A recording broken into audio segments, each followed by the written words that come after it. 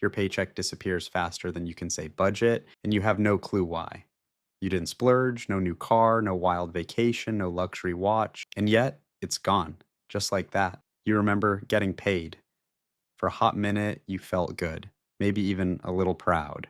Okay, I got this, you told yourself. Then a few days pass, maybe a week. Suddenly you're at the grocery store doing mental math like a part time accountant, deciding which essentials you can skip. Panic sneaks in. Here's the kicker: it wasn't one giant mistake, nothing shocking. No, I can't believe I did that moment. Just tiny, sneaky stuff. Daily coffee runs, random delivery orders when you're tired, subscriptions quietly stealing cash while you weren't paying attention, micro decisions stacking up like invisible leaks. And then you see others, friends, coworkers. They don't make more than you, yet they're calm. No panic, no sleepless nights over bills, and you think, why not me? Here's the truth most people never get: your money isn't disappearing, it's ghosting you, sneaking out in ways you didn't notice, stacking up against you silently. Once you spot it, everything flips.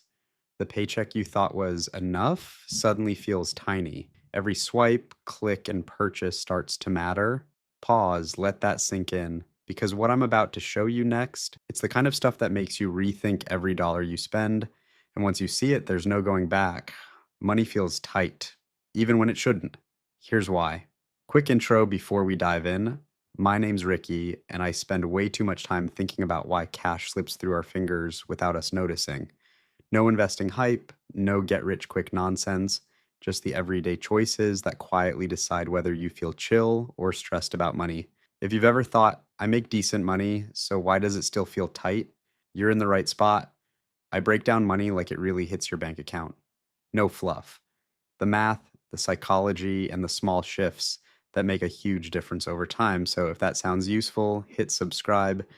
And if this video helps you see your money a little differently, give it a thumbs up. All right, let's start by finding out why your money disappears faster than it should. Here's what it usually feels like in real life. You wake up, see your paycheck hit your account, and for a moment, relief, not excitement, relief. Like, okay, I got this month covered. You pay rent, cover the basics, catch up on overdue stuff. Things feel normal for a few days. Then life happens. You grab lunch out because cooking feels like effort. $7 latte in the morning. By Friday, that's $35 gone before you even notice. You order delivery because it's easier than fighting traffic. Random app subscriptions quietly ghost your cash. And a friend asks if you want to go out. You say yes, even though the month's tight. Nothing feels reckless or irresponsible, yet cash vanishes faster than you can track. Ever notice how the bills never surprise you, but somehow money still disappears? That's what I'm talking about. And then the stress creeps in. You stop opening your banking app as much. You do rough math in your head instead. You tell yourself, I'm probably fine, but deep down, you know you're not saving. You're not moving forward. You're just hoping nothing unexpected pops up, and something always does. Car trouble, medical bills, a fee you forgot about. Suddenly, the low key stress that never quits hits all at once. You feel behind, even if technically you're not. Now, add comparison. You see others, people who don't earn more than you, but they're chill, no panic, no sleepless nights over rent. And you think, why not me? You might try budgeting. A week in, life interrupts. The plan crumbles without you even noticing. You blame yourself. Budgeting doesn't work for me, or you tell yourself, I need to make more money first. Sound familiar? Here's what most people don't realize: money doesn't disappear because of bad decisions, it disappears because of normal ones. Tiny, repeated choices that feel harmless individually: that $5 coffee, that extra delivery fee, that why not purchase, that random $3 snack at work, that late night delivery because you were too tired to cook. Each small choice stacks quietly. They stack up silently month after month, and suddenly you're left wondering where it all went. Sound familiar? That's exactly what most people never notice happening. And here's the emotional part nobody talks about.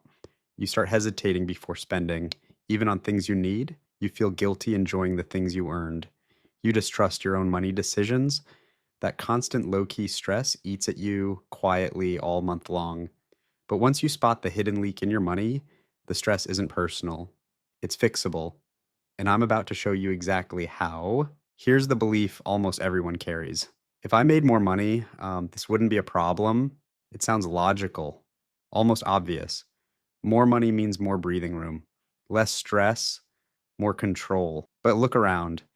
You've probably seen people who make good money, sometimes really good money, and they're still stressed, still checking their balance, still wondering where it all went. That's not an accident, that's the pattern.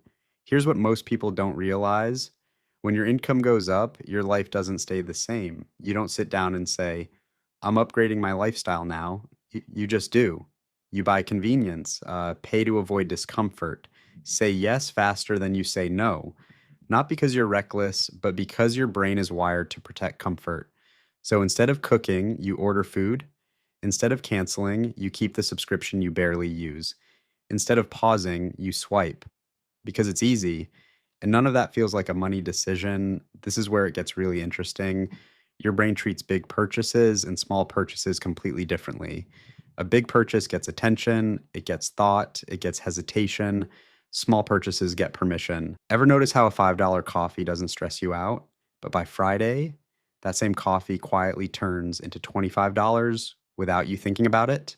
That's the trap. Small spending doesn't trigger fear, it doesn't trigger planning, so it slips through over and over until the total finally hits. And by then, it feels confusing, not reckless, just confusing.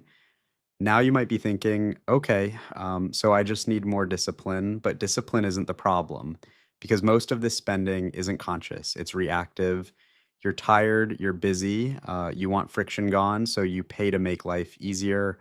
That payment feels like relief, not a trade off. And once spending becomes automatic, it stops feeling like a choice at all. Here's the shift: you don't fix this by trying harder, you fix it by seeing the system you're stuck in. Awareness helps, smart setup helps. And once you stop blaming yourself and start understanding the pattern, money gets a lot easier to control. From here on, we're going to break down exactly how that invisible system works, step by step. All right, stay with me here because this is where things start to click. Here's the core idea: your money isn't managed monthly, it's managed moment to moment.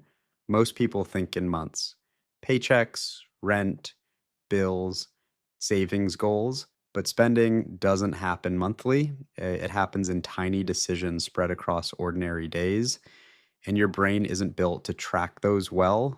Here's why: your brain wants simplicity, fast answers, minimal effort. So instead of asking, can I afford this long term? It asks, can I afford this right now? That one question quietly changes everything because right now ignores next week, next month. The surprise expense you know will eventually show up. And if this sounds familiar, that's the point. Let's put real numbers to it. Say you take home $3,200 a month. On paper, that feels manageable. Rent is $1,200. Utilities and internet, $250. Car, insurance, gas, maybe $400.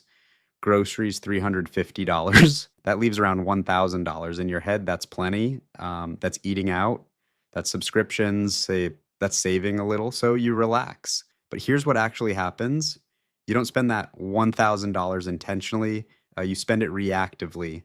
$20 here, 35 there, 15 for an app, 10 in delivery fees, 9 for a subscription you forgot about. None of these feel like using up your money. They feel isolated, harmless, normal. This next part matters, so don't miss it. Your brain doesn't register daily spending as cumulative loss. It registers it as maintenance, as keeping life moving. So there's no emotional alarm, no warning signal until the balance drops. Now, here's a number that usually surprises people. Let's say you spend an extra $22 a day without thinking. That doesn't sound wild. That's lunch, coffee, a small convenience purchase. But $22 a day times 30 days is $660. That's over half of that leftover money. And that's just one category of small spending. If this feels uncomfortably familiar, you're not imagining it. Here's where most people miss it. Because the spending is small, your brain gives it permission.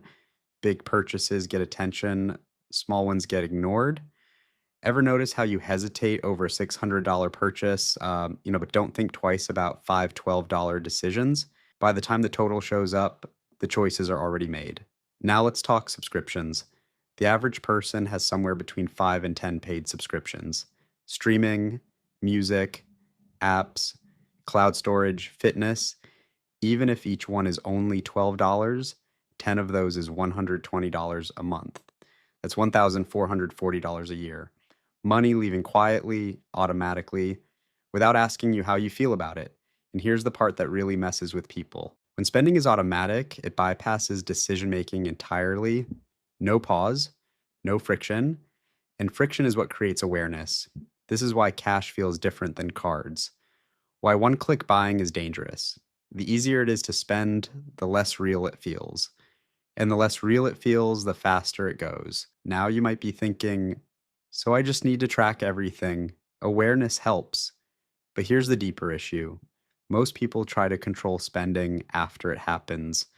That's backwards. They check the balance, feel stressed, adjust behavior temporarily, then repeat. That's not a system.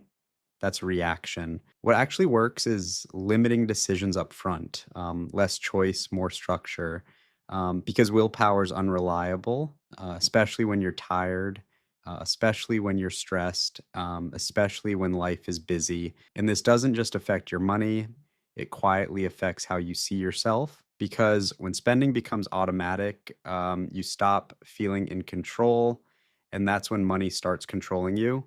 And once that happens, money starts feeling slippery. So, no, you don't need to be perfect. You don't need to track every dollar forever. You need to stop leaking money through invisible paths. And to do that, you first need to see where those paths come from. Because once spending becomes automatic, it starts shaping your identity. And that's what we're about to unpack next. Here's the deeper layer most people never look at.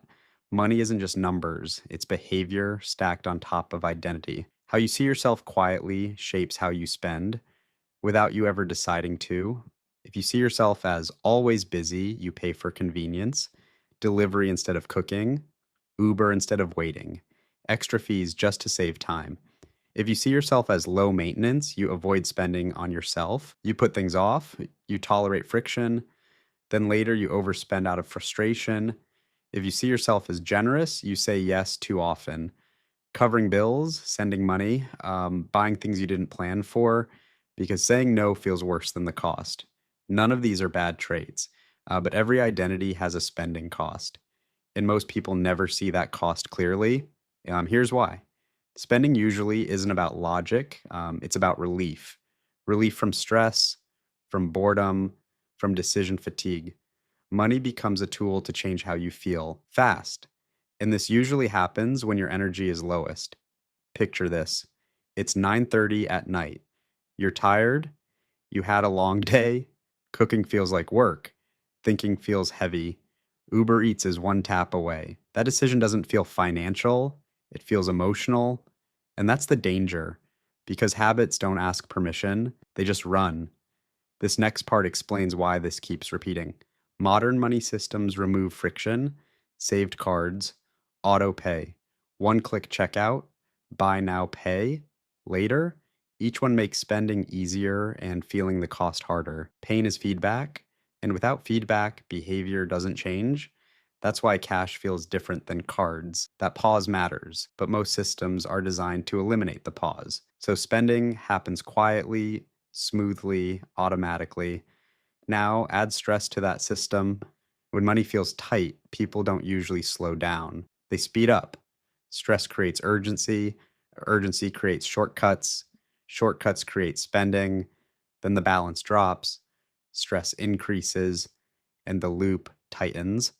Stress, spending, less money, more stress. And notice what's missing here. Blame doesn't help. Discipline doesn't fix this because the system already decided for you. You didn't wake up and choose chaos. Your setup made it easy to drift. That's why people say things like, I don't know where my money went. I make good money, but it never feels enough. I'll fix it next month. That last one is important. because delay becomes part of the pattern. You promise you'll track spending tomorrow, next week, next paycheck, but tomorrow always arrives when you're tired again. So nothing changes, and over time, this does something subtle but powerful. You stop trusting yourself with money. You feel behind even when you're not failing. You feel reactive instead of intentional. That's the real cost, not just dollars, but confidence. Here's the good news. Once you change the system, behavior follows, not perfectly, but consistently. And when that happens, something shifts. Predictable, calm, and finally under your control. And once you experience that, going back feels impossible because you're no longer fighting yourself. You're finally working with how you actually live. Let me show you how this actually looks in real life. Not perfect situations, normal ones, the kind you probably lived through. Take someone making $60,000 a year. After taxes, maybe they take home around $3,800 a month. On paper, that's solid. Rent is $1,400. Bills are $300. Car and insurance are $450. Groceries are $400. That leaves about $1,250. So they feel comfortable. They don't feel rich, but they don't feel broke either. And now watch what happens. They stop thinking in numbers. They start thinking in feelings. After work, they're tired. Cooking feels like effort, so they order food. That's $28. A couple days later, same thing. Another $30. That's already $58. And then there's a weekend. They meet friends, drinks, snacks, rides. That's $85. It didn't feel like spending $85. It felt like having a normal weekend. Add in a few online purchases, stuff they needed, stuff they kind of needed. That's another $120. Now let's talk about subscriptions, streaming, music, cloud storage, a fitness app they used for 2 weeks. That's $140 a month. They barely notice it. So now we're here. $58, $85, $120, $140.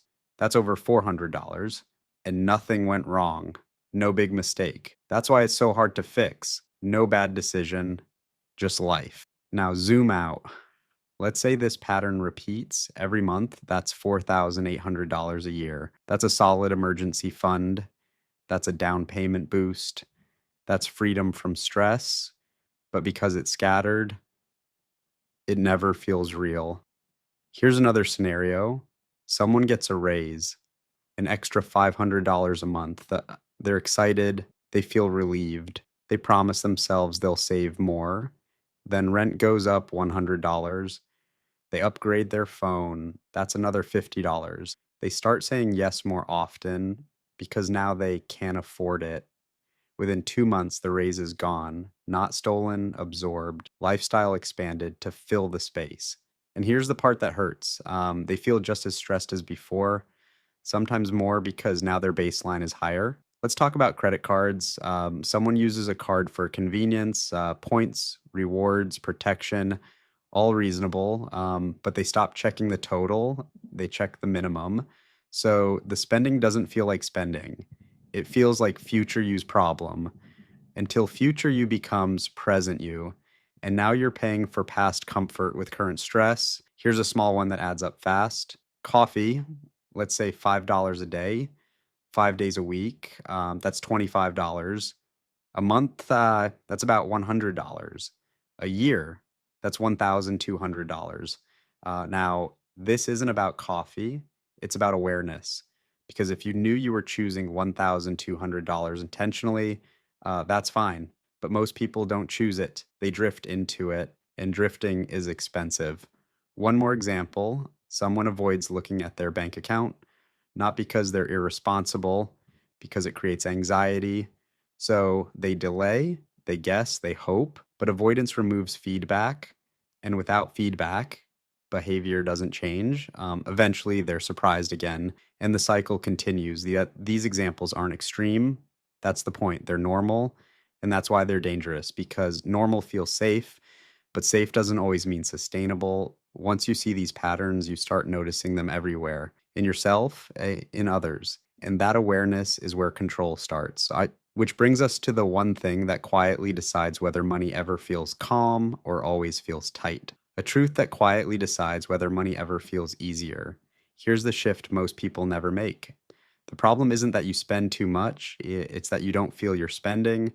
There's no emotional signal, no pain, no resistance, no moment where you stop and reconsider. Most of your money leaves your life quietly. No moment like handing over cash and watching it disappear. It just slides away. And when spending doesn't create feedback, behavior doesn't change. That's why cards feel different than cash, why subscriptions don't feel real, why auto pay makes expenses invisible. Nothing hurts in the moment, so nothing stops. Here's what most people get wrong. They think people who are good with money are better at math. They're not. They're better at feeling consequences early. They feel the impact before it becomes a problem, not because they're disciplined, but because their system makes spending visible. That's the difference. This isn't a discipline problem, it's a design problem. When money is invisible, your choice disappears. And without choice, control disappears. That's why money starts to feel slippery. Not out of control, just hard to hold on to. Once you see this, the question changes. It's no longer, how do I spend less? It becomes, how do I feel my money sooner? Because that one shift decides everything, and it leads directly into the part nobody talks about. The part that quietly decides whether money ever feels calm or always feels tight. Now let's zoom out a bit. Here's what most people don't realize. Money moves slowly, but the leaks add up fast. Think about this. $200 a month, $2,400 a year, $24,000 over 10 years. Pause. Let that sit for a second. $24,000 quietly leaving your life, money that could have been invested, saved, or given you freedom. And it's not some rare case. This is everyday spending. Coffee, lunch, apps, little subscriptions, small convenience purchases. Imagine the difference if those same habits were intentional. $500 a month, invested or redirected wisely, is $6,000 a year. $60,000 over 10 years. That's the compounding power of small, consistent decisions. Here's what really matters. If your habits are designed around reactive spending, your money disappears automatically, like grabbing a $12 snack every afternoon or keeping subscriptions you never use.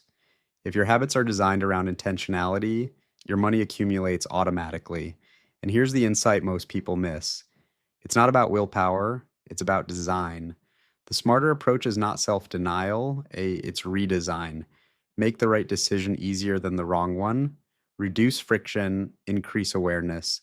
Set yourself up so you don't have to rely on discipline every day. Even tiny changes add up. Switch a $5 daily coffee for a home-brewed cup. It feels minor at first, but over months and years, it becomes hundreds, thousands, tens of thousands. That's why small habits aren't just habits. They're financial multipliers. They quietly shape your life. And there's an emotional payoff here too. When you know your system works, stress decreases, confidence grows, you stop worrying every time you check your bank account. You actually start seeing progress, real progress that compounds over time. And that's the goal, not instant wealth, not dramatic transformation, not a perfect streak, consistent, predictable control. And in the next section, we'll see exactly how to set up your system so that control actually happens, step by step, no guesswork, no relying on willpower alone. Let's pause for a second and put it all together. First, your money isn't disappearing because you're reckless.